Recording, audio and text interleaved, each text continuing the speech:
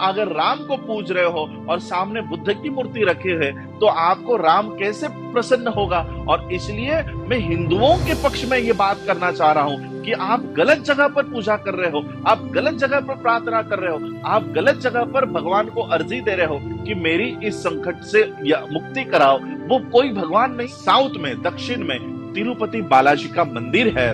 वो मुझे लगता है कि वो तिरुपति बालाजी नहीं, वो बुद्ध है। उन गहनों के पीछे बुद्ध है और इसलिए अब मुझे लगता है कि उन गहनों को हटाया जाए और वहां की छानबीन की जाए। इसलिए वहां के तिरुपति के कोर्ट में जितने भी साउथ के लोग हैं, अम्बेडकराइट्स है, बुद्धिस्ट है, एक याचिका तिरुपति कोर्ट में डालनी होगी।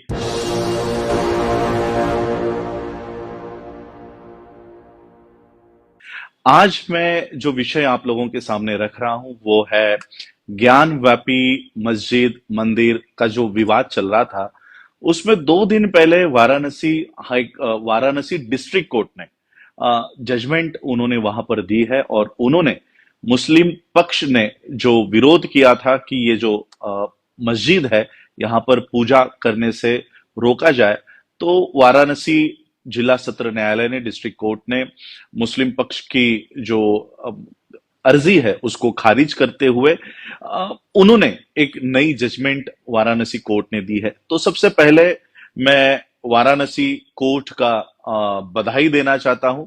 हिंदू पक्ष की जो औरतों ने ये पिटीशन डाली थी, मैं हिंदू पक्ष को भी बधाई देना चाहता हूं कि उन्होंने भारत के बौद्धों का एक बहुत बड़ा मसला उन्होंने हल किया है। और वो कैसे हल किया है और भारत के बौद्धों को किस तरह से इस वाराणसी जिला सत्र न्यायालय के जजमेंट का इस्तेमाल अपने फेवर में करना चाहिए, ये मैं आज आप लोगों को एक 5 मिनट में आप लोगों को समझाना चाहता हूं। देखिए, इस देश में एक कानून बना हुआ है, उस कानून का नाम है the places of worship bracket special provisions act 1991। ये एक्ट कहता है, ये एक्ट इसलिए बनाया गया था कि इस देश में अनेक मंदिरों के ऊपर मुस्लिम इन्वेडर्स का कब्जा हुआ, अनेक मुस्लिम मस्जिदों पर हिंदुओं का कब्जा हुआ। तो इस तरह से अनेक जो प्रार्थना स्थल है उसका जो रियल कैरेक्टर है, रियल जो उसकी अस्तित्व थी, वो कहीं ना कहीं मिट चुकी थी। और इसलिए जो मस्जिद थे वो मंदिर बन गए थे, जो मंदिर थे वो मस्जिद बन गए थे। इस तरह का विवाद इस देश में चल रहा था। और फिर 1991 में ये एक्ट बना, the places of worship act, special provision act 1991 में। और इस एक्ट में ये कहा गया कि 15 अगस्त 1947 इस देश को जब आजादी प्राप्त हुई, जब ये देश आजाद हुआ, उस दिन जिस वर्शिप प्लेस का, जिस मंदिर का, जिस मस्जिद का जो कैरेक्टर है, जो उसका अस्तित्व है, उस दिन का 15 अगस्त 1947 का वो फ्रीज किया जाएगा। फ्रीज किया जाएगा का मतलब है वही अस्तित्व कायम रहेगा। भले कोई मंदिर हो, पुराना 2500 सालों का कोई मंदिर हो, लेकिन अगर 15 अगस्त 1947 को वो मस्जिद बन चुका है, अगर वो मस्जिद हो गया है, तो वो मस्जिद ही कहलाएगा। और आने वाले हर एक फ्यूचर गवर्नमेंट्स में या किसी भी तरह से उसका कैरेक्टर चेंज नहीं होगा। और उसी तरह से 2500 सालों से कोई अगर मस्जिद वो बनी हुई है, लेकिन 15 अगस्त 1947 को अगर वो मंदिर में बदल चुका है, वो मंदिर हो गया है, तो वो मंदिर ही रहेगा। आने वाली कोई भी गवर्नमेंट इसको कभी चेंज नहीं करेगी। इस तरह का ये एक्ट बनाया गया है। इसमें, इस एक्ट में और एक सेक्शन डाला हुआ है, सेक्शन 4 सबसेक्शन 2। ये सेक्शन 4 सबसेक्शन 2 कहता है कि किसी भी तरह का सूट, किसी भी तरह की प्रोसीडिंग या किसी भी तरह की अपील, इस ये जो कैरेक्टर चल रहा है मंदिर मस्जिद, इसमें बदलाव नहीं होगा। मैं धन्यवाद देना चाहता हूं वाराणसी जिला सत्र न्यायालय का कि उन्होंने ये 1991 में बना हुआ कानून, एक सुप्रीम कोर्ट ने बनाया हुआ कानून, एक संसद ने बनाया हुआ कानून, जिसे प्रेसिडेंट ऑफ इंडिया ने गैजेट करके नोटिफिकेशन दिया है, इस प्रेसिडेंट ऑफ इंडिया के कानून को एक भारत के एक स्टेट के एक छोटे से जिला सत्र न्यायालय ने चैलेंज किया और उसे रद्द किया। मैं वाराणसी जिला सत्र न्यायालय का दिल से धन्यवाद देता हूं। और उन्होंने जो आज ये एक्सेप्ट किया है कि वहां पर भले वो मस्जिद है, लेकिन हम वहां पर पूजा करने की अनुमति दे देते हैं। और वहां पर छानबीन, आप लोगों ने टीवी पर देखा होगा कि पिछले उस समय शायद मैं लंदन में था और लंदन में टीवी में देख रहा था कि ज्ञान व्यापी मस्जिद में छानबीन हो रही है, कैमरा लेकर आर्कियोलॉजिस्ट को बुलाया जा रहा है, फव्वारा है या शिवलिंग है, इस पर बहस हो रही है। तो आज जिला सत्र न्यायालय ने मुस्लिम पक्ष की जो अर्जी है उसे खारिज करते हुए कहा कि नहीं, 1991 का कानून हम इसे नहीं मानते, हम इसमें छानबीन करने की पूरी आजादी दे रहे हैं। अब बौद्धों को इसमें क्या करना चाहिए?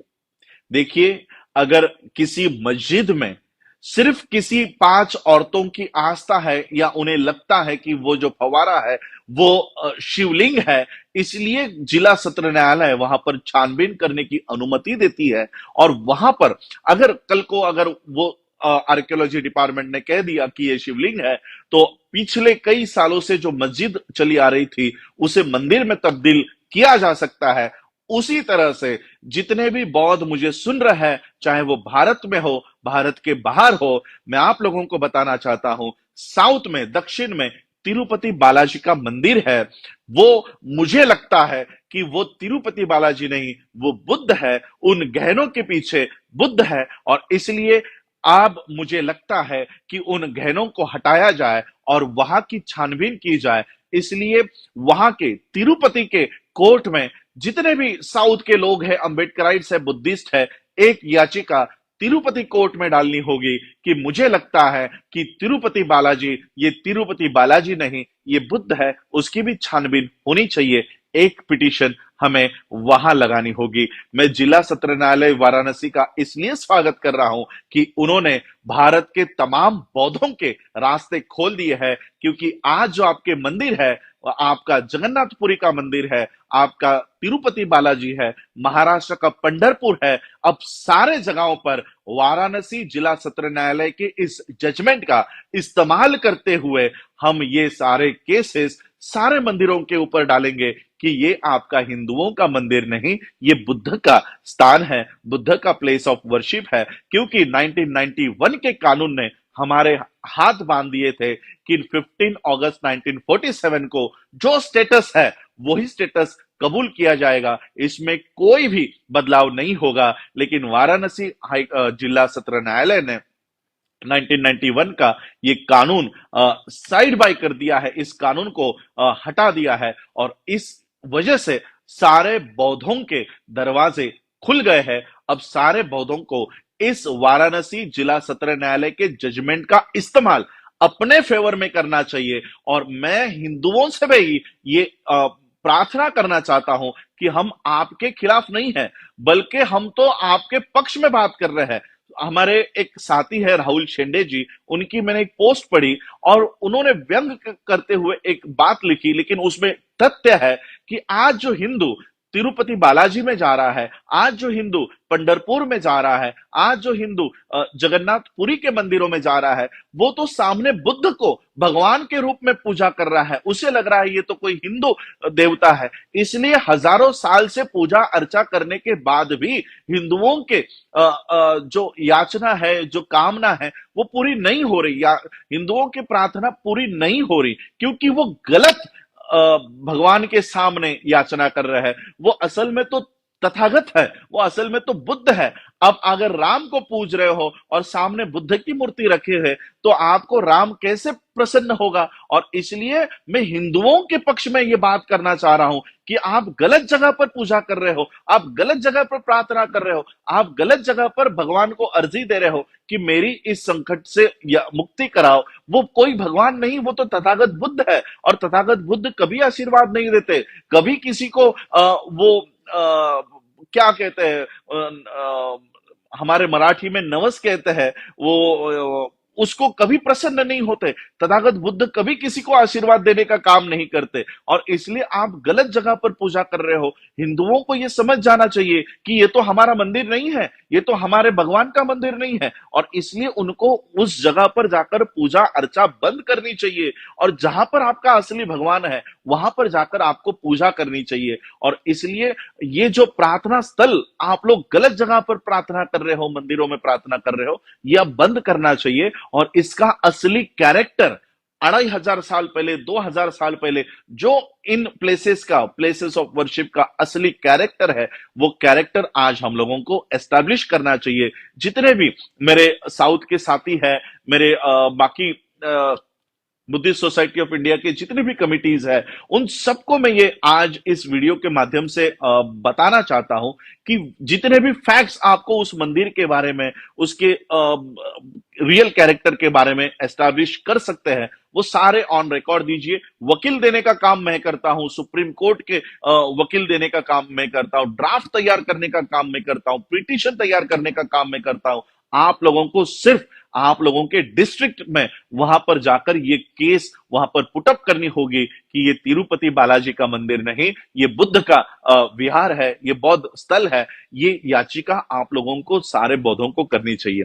और इसलिए आज मैं वाराणसी जिला सत्र न्यायालय ने जो आदेश दिया है, जो जजमेंट दी है, उस जजमेंट का इस्तेमाल बौद्ध अपने पक्ष में करे, ये बताने के लिए आज मैं आप लोगों के सामने लाइव आया हूं। और इसलिए आज ये जो सारी घटनाएं, the places of worship act, special provision act 1991 को जो वाराणसी डिस्ट्रिक्ट कोर्ट ने उसको खारिज किया है, हटाया है, एक प्रेसिडेंट ने गैजेट देकर बनाया हुआ एक्ट एक छोटा सा जिला सत्र न्यायालय हटाता है, इसका सबसे बड़ा बेनिफिट भारत के बौद्धों को होगा। आज हमारा बौद्ध गया भी ब्राह्मणों के हाथ में फंसा हुआ है। वहां पर कोई ब्राह्मण जाकर लोगों को आह्वान कर रहा है कि यहां पर आकर पितृपक्ष करो, यहां पर आकर मोक्ष के लिए पिंडदान करो। तो इस तरह से हमारे जो बौद्ध गया है, हमारे जो प्रार्थना स्थल है, वहां पर ये लोग कब्जा कर रहे हैं। तो कम से कम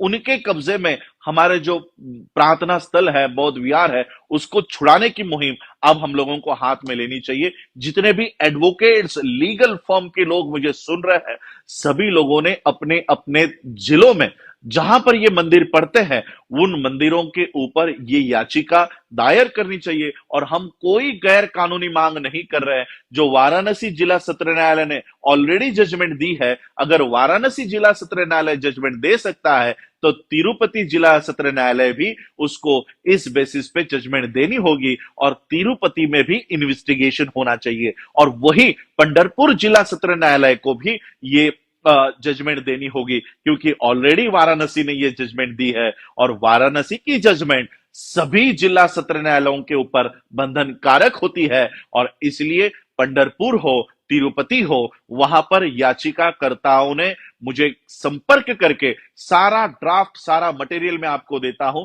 मुझे सिर्फ याचिका करने वाले लोग, अगर आप नहीं कर रहे तो हम वहां पर आकर याचिका करेंगे, और ये जो प्रार्थना स्थल है वो सही में हिंदू प्लेसेस है या बुद्धिस्ट प्लेसेस है, ये साबित करने की आज हमको एक बहुत बड़ी उपलब्धि, एक बहुत बड़ी संधि, एक बहुत बड़ी अपॉर्चुनिटी वाराणसी डिस्ट्रिक्ट कोर्ट ने दी है। इस अपॉर्चुनिटी को हमें गंवाना नहीं है, और इसलिए मैं आज हिंदू पक्ष का स्वागत करना चाहता हूं, और खास करके उन 5 महिलाओं का स्वागत करना चाहता हूं जिन्होंने ज्ञान व्यापी मस्जिद में पूजा करने की अनुमति मांगी थी, और वाराणसी डिस्ट्रिक्ट कोर्ट ने उन्हें वो अनुमति दे दी है। और इसलिए हमें इस घटना का बौद्धों के पक्ष में इसका इस्तेमाल करना चाहिए।